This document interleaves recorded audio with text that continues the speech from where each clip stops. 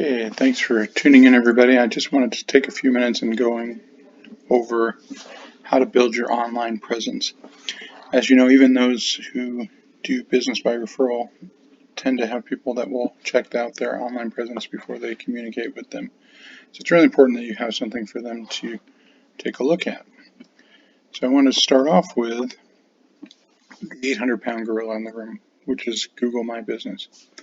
Google is kind of related to so many other products like YouTube and things like that, and if you love on them, they're going to love on you. So you can create a Google My Business page, which puts you front and center, or really first page of the search results on the right-hand side is your Google business. And so my recommendation said that you're compliant is to put your first name, your last name, your brokerage name, and then your license number for the real estate division. And then they will verify your business by sending a postcard to you, and then you put the code in, and then your business is verified. You can add pictures of your Google My Business page. You can get reviews and things like that. The other thing that you can do to build your presence is to go to sites that have free agent profiles, such as Realtor.com, Zillow, and Trulia. Now, Zillow and Trulia are actually one and the same. They're owned by the same company. So you create your profile on one, it's the same profile on the other. Realtor.com is another one that you can get referrals from and build your presence on there, and it is free, but they no longer record your past sales. And then, of course, to get recommendations from past clients.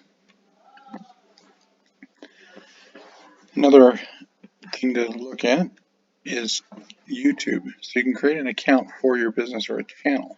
So you've got a Gmail that's linked just to business email. You then use that to create a channel. One of the things you can do to create content for that would be to Google common searches for real estate and make videos to answer those questions. If you do that, your presence goes way up on social media and on online, I should say. You can also do videos of open houses, any community interest, for sale by owner tips, things you can do to help sell your house faster, things like that.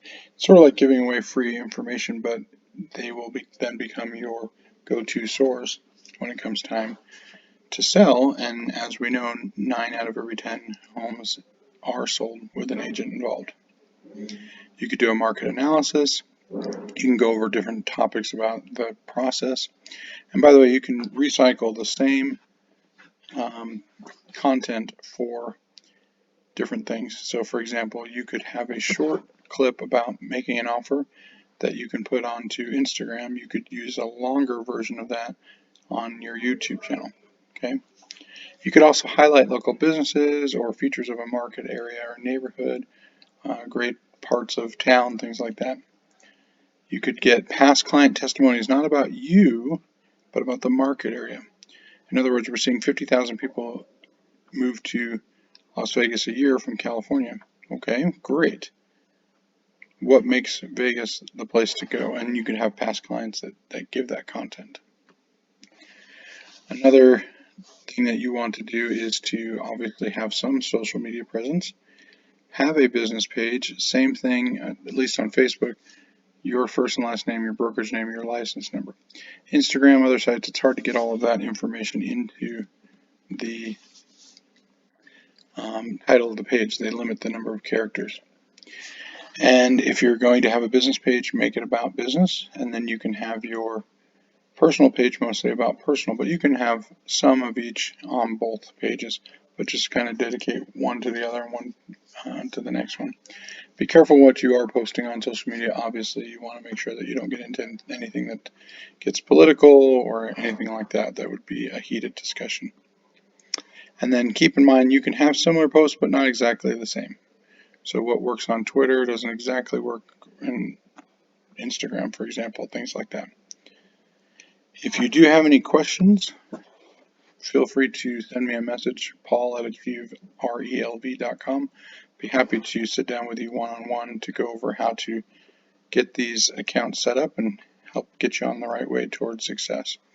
My last recommendation is think about things that you can do that are organic in nature, that are not salesy, that are actually things that will organically grow your audience and make you a go-to source for things. Hope that information was helpful, and let me know if you have any questions. Good luck.